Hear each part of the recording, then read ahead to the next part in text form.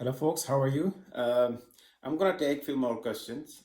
We are continuing on the question and answer series on the STA training. All right, so we have another questions, actually set of questions. Um, okay, Vishal Reddy. He asks 1, 2, 3, 4, 5, 6, 7, 8, 9, 10, 11. 11 questions. I don't think I'm going to go over all of them, but let's cover first 4, 5. Is SPI simulation done to check the timing of the design at any stage? Okay, great question. So, SPI simulations, I will tell about what I have seen in my career. Okay, my career started with when I started with Intel. I started a design automation team, DA team. I was the timing DA. So the one of the first thing I did was it was a DA team, so we were um, comparing, evaluating new versions of primetime, and for that we created a tool. I had another my senior colleague with me, and we created together a tool which was used to compare to do the spice simulation on the paths and compare the timing numbers from primetime reports to spice. The process for that is, for those who don't know, from primetime, from tempers, from all these tools, you generate a spice deck. So from this netlist, there is a, for example, I think primetime command was writes underscore spice underscore deck, and similar commands exist inside tempers as well. So you write a spice deck, which is a netlist, all your standard cells, instances, all your detail RNCs. It extracts that particular timing arc or particular timing path. It's a very complex. There are so many things in that netlist, but eventually you pull spice models of your standard cells, which have transistors and which have parasitic inside. So eventually you pull models for transistors. You do a spice simulation from the spice deck that primetime or Tempest has created, and then you compare it and you check against primetime number, okay, arrival time, required time, and all that. All right. So you can also it will also have your SI delay. You can do similar thing for Gray-Chell analysis. So whenever some correlation activities happen between sign off tool and spice is considered as a golden, right? So it's the best accuracy. Uh, so those are the places where I have seen a spice deck being used. Um, Now the other places that we have sometime used, um, or I should say, I have seen it being used. For example, um, from in a silicon that comes back, it has some problems, and you look into, you're very sure that it is that particular pin or cell, and your timing report from tempers or prime time doesn't tell you much. It doesn't tell you that there is a problem. So sometimes you want to do a spice analysis just to compare what spice would tell you, or if the STA sign-off tools have any issue or not. So for that sort of comparison. But during my career, I've never ever used that. Okay, before I tape out, I have some paths where slack margin is very tight, and I just don't want to spice them and see how much accuracy is. And we never do that. Um, the thing is, I mean, you can say I want to go to spice level, but there are always variations in your silicon. So I don't know. You really don't want to base your frequency based on spice. Um, but yeah, for some time when you have some tricky cell added bare pass gate or some other cells where you think maybe STA is not modeling it correctly, maybe that's where you can do spice. But we haven't done spice. We never do spice before any sign up. Only in very particular circumstances, except other than correlation. All right, sorry for the long answer. Are NLDMs still used in NST? Have they been replaced by CCS models? Yeah, that's true. Um, I think with an Intel, we took a little bit time to go into completely CCS. Um, I've seen that people maybe around 65, 45 nanometer, started going into, we always had a CCS and non-CCS libraries. But these days, pretty much CCS, yes.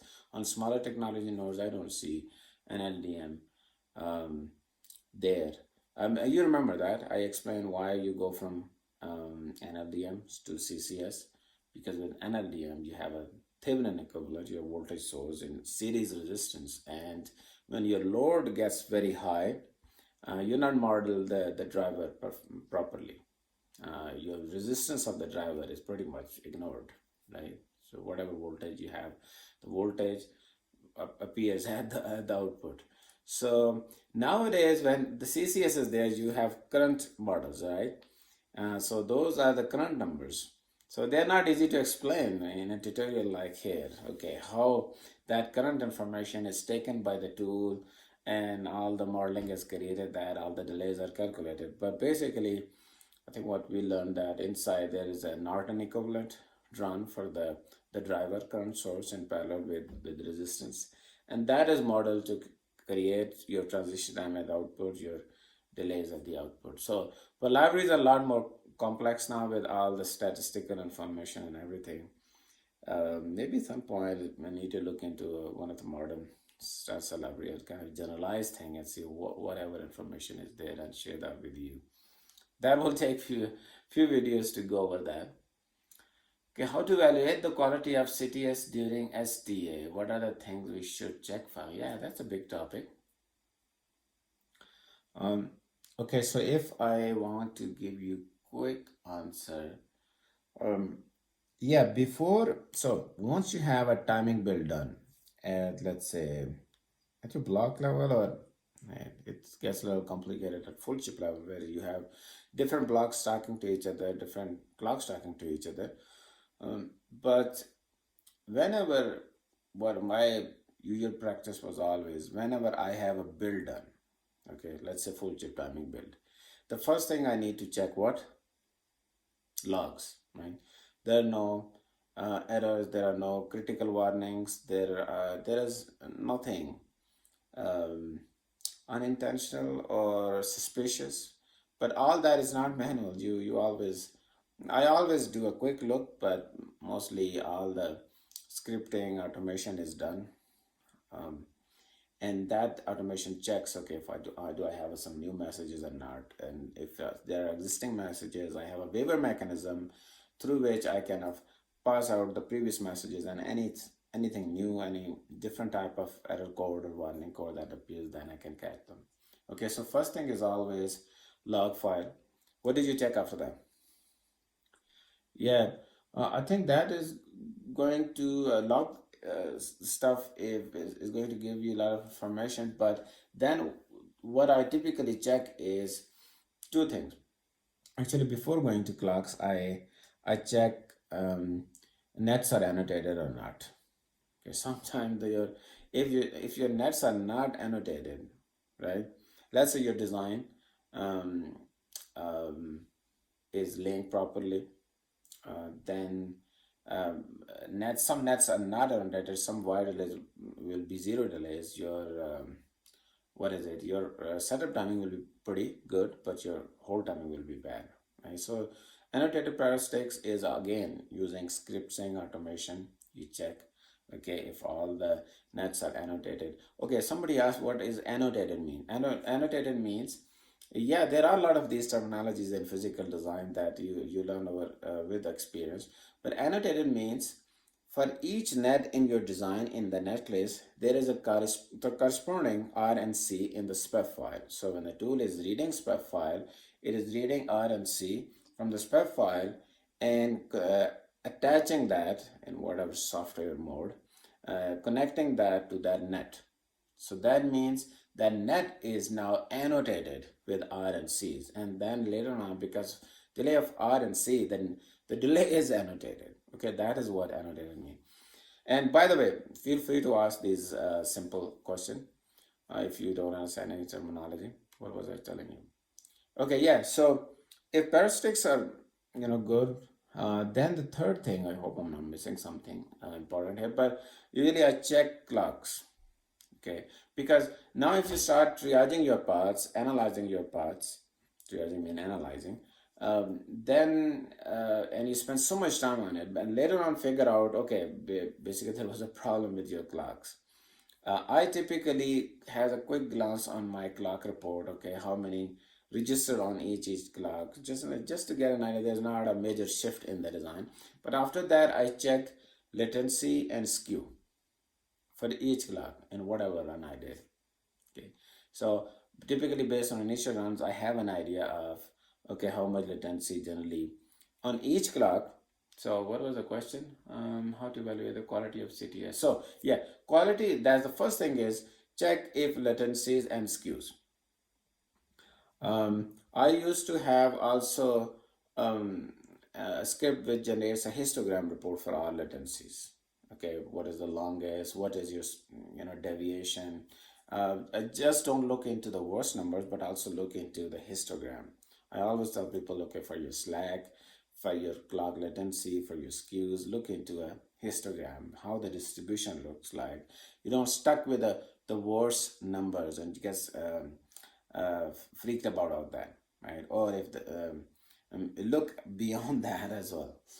So I look into a typical, I have a spreadsheet or CSV file generated or HTML updated, web page updated based on new latencies, average skew number. So you look into those and get an idea of quickly if everything is fine or not. But clocks, yes. So there's a latency component that comes from your block level, from your CTS. There is a top level number. So that block level number can change. Your CTS is very sensitive. It can change based on some electrical DRC constraints, transcap stuff. So all what though there is a report what is the clock timing or reports keep changing, but you want to look into your global clock skew, also look into local clock skew. Okay, so there is a timing report, a clock report that tells you, okay, the paths that have valid timing path between them. Among them, what is the worst skew and latency? So generally you get, after a few experiments, you get an idea of, okay, this block has these many flip-flop, this is the nature of that block, this latency number on this clock is a good one. Okay, or you can also create a report which always produces a delta between certain numbers, that you can put a constant threshold or delta between relative to the previous number. So based on that, you always have checking that pulse on your clocks, skew, latency. And I'm making, as a timing guy, you always have to provide a feedback to the block owner if you see something suspicious. Let's say, here's another one. Let's say one clock on one block did something crazy. He or she didn't check it at the block level and came to you, and now it's in your database. What's going to happen if its clock is really bad and you have a cross block timing on it? What will happen? It will corrupt your so many other timing paths, right? So full chip, it took you like 2 days to run timing, and then suddenly you figure out one block kind of created the whole mess, right?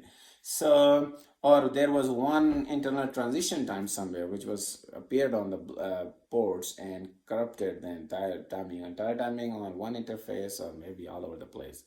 So these two things, bad clocks, you always need to have a check on the checked in, each block owner, they will check in their netlist and spec file. And if they have SDCs are normally not in their control, but they're gonna check in those things. So you need to have, especially in the early phases of when the blocks are kind of spinning a lot more, going through initial iteration, they can create that churn on transition times and clocks and all that. So we always have kind of, if okay, I'm just thinking how I used to check, but you need to make sure somehow very early in the timing flow, you are able to check if a particular design is very bad or not. Maybe block counters need to run their block timing first, and once they check in, you know which area they checked in, you can go in to look at some of those builds there, and based on that, you can check, okay, whether that check in database was netlist and spec were correct or not based on the block level database. Something like that you can do. But typically, if it's bad, you need to remove that bad latency and put in a fake good latency number. It's called, you can annotate certain delays. You can create some manual negative delays even, or positive delay you can add to make it look good, because you don't want to have it influence the other places. So it was a great question. I think checking clock latencies, Q numbers, is the health of the clock is super important for the full chip timing person. And but again, those two Q and latency number are the key thing. All right, let's finish it here. There are some really good questions after that, and I will create more videos on these questions. All right. Okay. Let me know how you found answers, and if you find any confusion, let me know as well. All right. Thank you so much. See you. Bye.